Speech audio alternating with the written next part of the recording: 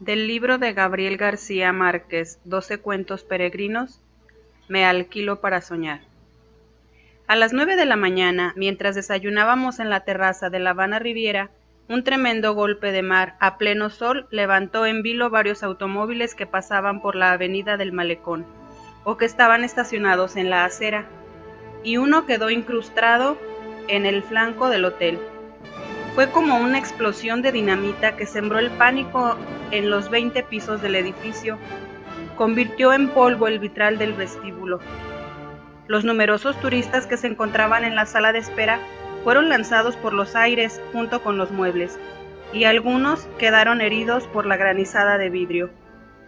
Tuvo que ser un marejoso colosal, pues entre la muralla del malecón y el hotel hay una amplia avenida de ida y vuelta, así que la ola soltó por encima de ella y todavía quedó bastante fuerza para desmigajar el vitral. Los alegres voluntarios cubanos, con la ayuda de los bomberos, recogieron los destrozos en menos de 6 horas. Clausuraron la puerta del mar y habilitaron otra, y todo se volvió a estar en orden. Por la mañana no se había ocupado nadie del automóvil incrustado en el muro, pues se pensaba que era uno de los estacionados en la acera. Pero cuando la grúa lo sacó de la tormenta, descubrieron el cadáver de una mujer amarrada en el asiento del conductor con el cinturón de seguridad. El golpe fue tan brutal que no le quedó un hueso entero.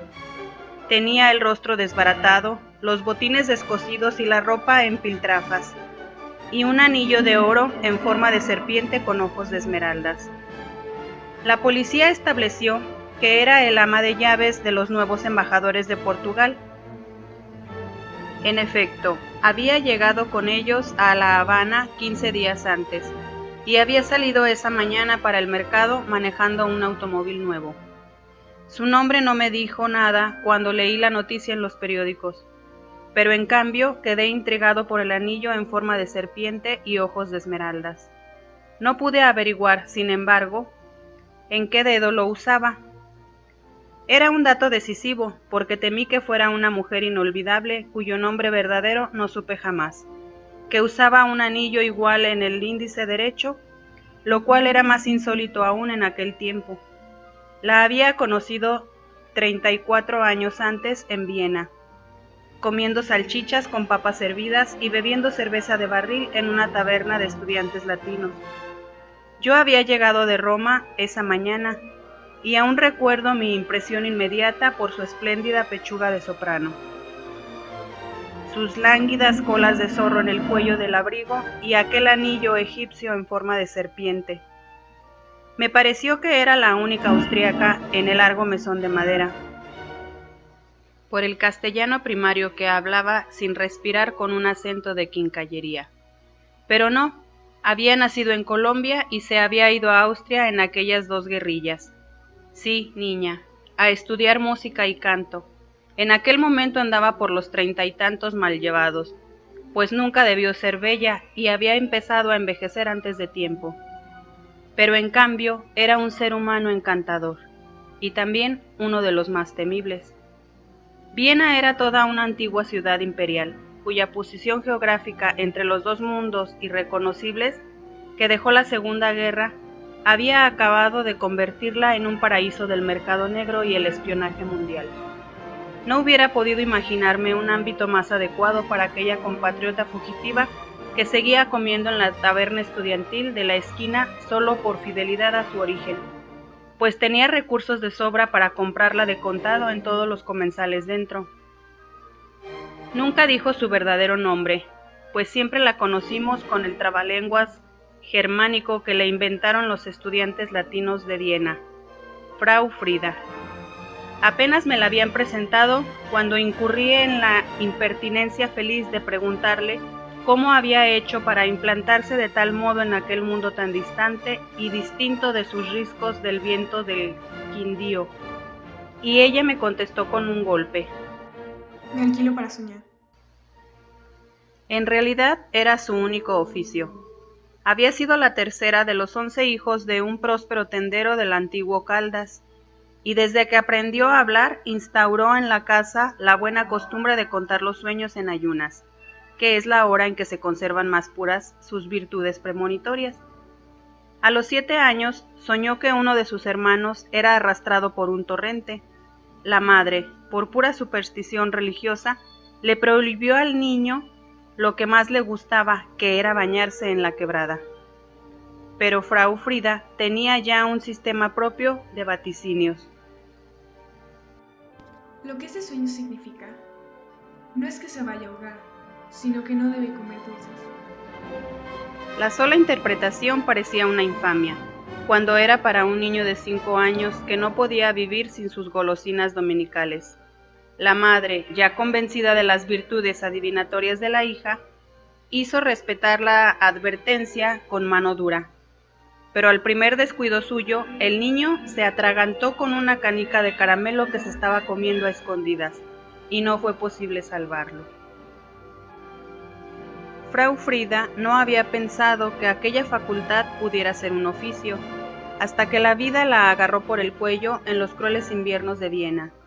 Entonces tocó para pedir empleo en la primera casa que le gustó para vivir, y cuando le preguntaron qué sabía hacer, ella solo dijo la verdad. Sueño.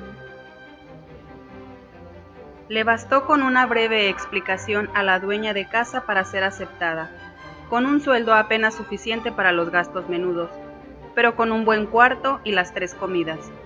Sobre todo el desayuno, que era el momento en que la familia se sentaba a conocer el destino inmediato de cada uno de sus miembros. El padre, que era un rentista refinado, la madre, una mujer alegre y apasionada de la música de cámara romántica, y 2 niños de 11 y 9 años. Todos eran religiosos y por lo mismo propensos a las supersticiones arcaicas, y recibieron encantados a Frau Frida con el único compromiso de descifrar el destino diario de la familia a través de los sueños.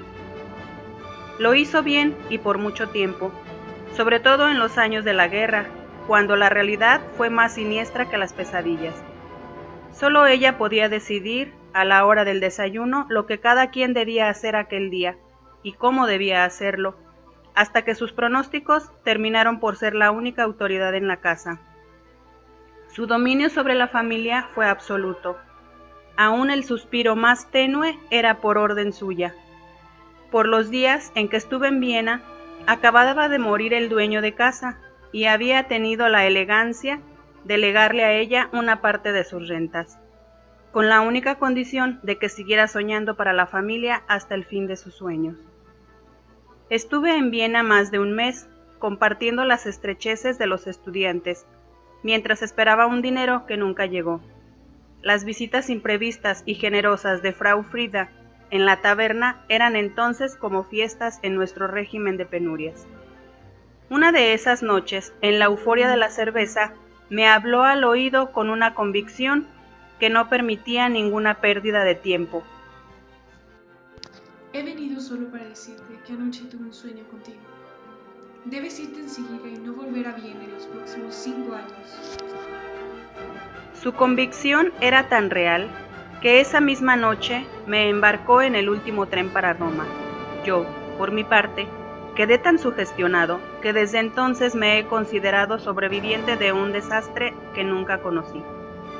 Todavía no he vuelto a Viena.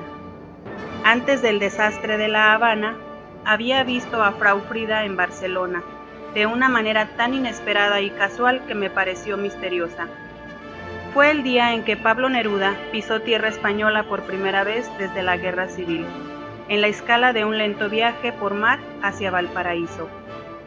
Pasó con nosotros una mañana de Casa Mayor en las librerías del Viejo, y en Porter compró un libro antiguo, descuadernado y marchito, por el cual pagó lo que hubiera sido su sueldo de 2 meses en el consulado de Raningún. Se movía por entre la gente como un elefante inválido, con el interés infantil en el mecanismo interno de cada cosa, pues el mundo le parecía un inmenso juguete de cuerda con el cual se inventaba la vida.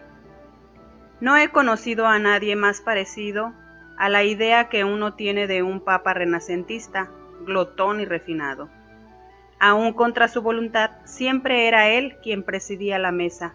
Matilde, su esposa, Le ponía un babero que parecía más de peluquería que de comedor, pero era la única manera de impedir que se bañara en salsas. Aquel día en Carveleiras fue ejemplar. Se comió 3 langostas enteras, descuartizándolas con una maestría de cirujano, y al mismo tiempo devoraba con la vista los platos de todos, e iba picando un poco de cada uno, con un deleite que contagiaba las ganas de comer. Las almejas de Galicia, los percebes del Cantábrico, las cigalas de Alicante, las espardenias de la Costa Brava. Mientras tanto, como los franceses, solo hablaba de otras exquisiteces de cocina, y en especial de los mariscos prehistóricos de Chile que llevaba en el corazón. De pronto dejó de comer, afinó sus antenas de bogavante y me dijo en voz muy baja: Alguien detrás de mí no deja de mirarme. Miré por encima de su hombro y así era. A sus espaldas, 3 mesas más allá, una mujer impávida con un anticuado sombrero de fieltro y una bufanda morada.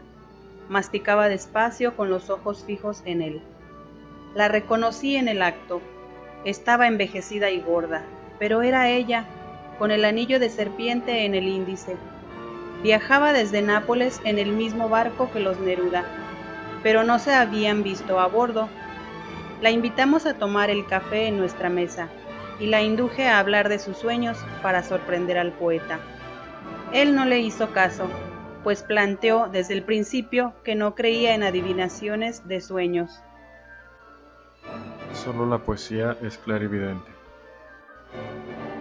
Después del almuerzo, en el inevitable paseo por las Ramblas, me retrasé a propósito con Frau Frida para refrescar nuestros recuerdos sin oídos ajenos. Me contó que había vendido sus propiedades de Austria y vivía retirada en Porto, Portugal, en una casa que describió como un castillo falso sobre una colina desde donde se veía todo el océano hasta las Américas. Aunque no lo dijera, en su conversación quedaba claro que de sueño en sueño había terminado por apoderarse de la fortuna de sus infalibles patrones de Viena.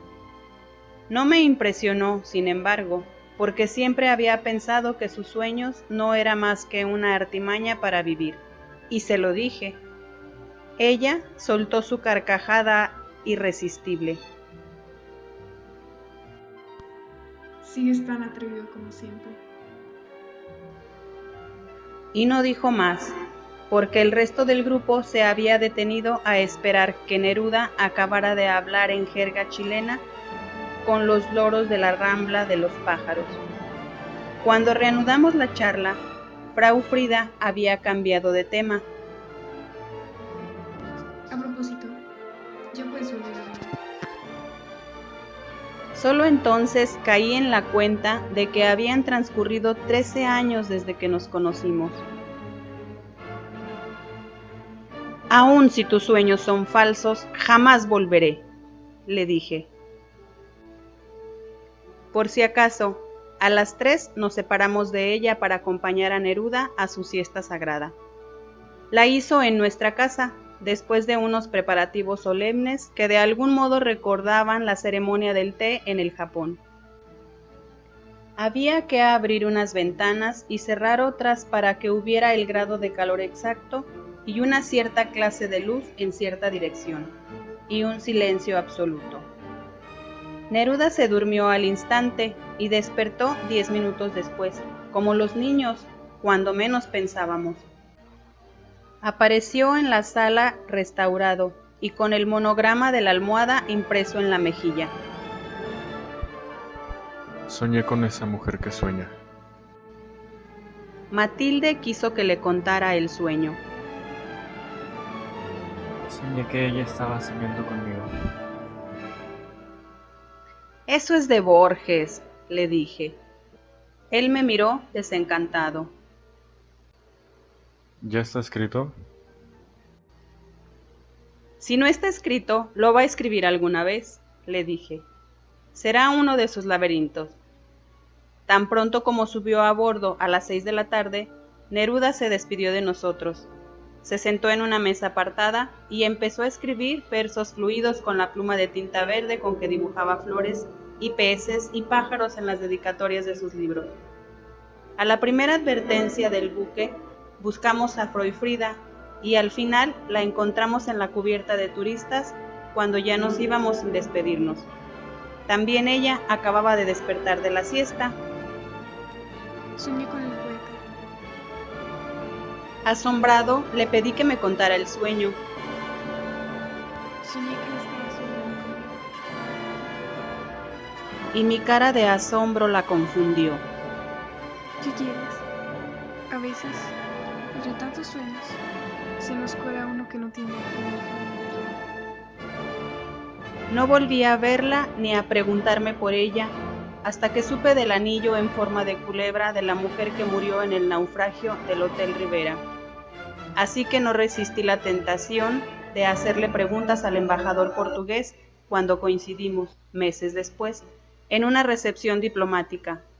El embajador me habló de ella con gran entusiasmo y una enorme admiración. No se imagina lo extraordinaria que era. Usted no habría resistido la tentación de escribir un cuento sobre ella. Y prosiguió en el mismo tono, con detalles sorprendentes, pero sin una pista que me permitiera una conclusión final. En concreto, le precisé por fin, ¿qué hacía? Nada, Dijo él con cierto desencanto. soñaba.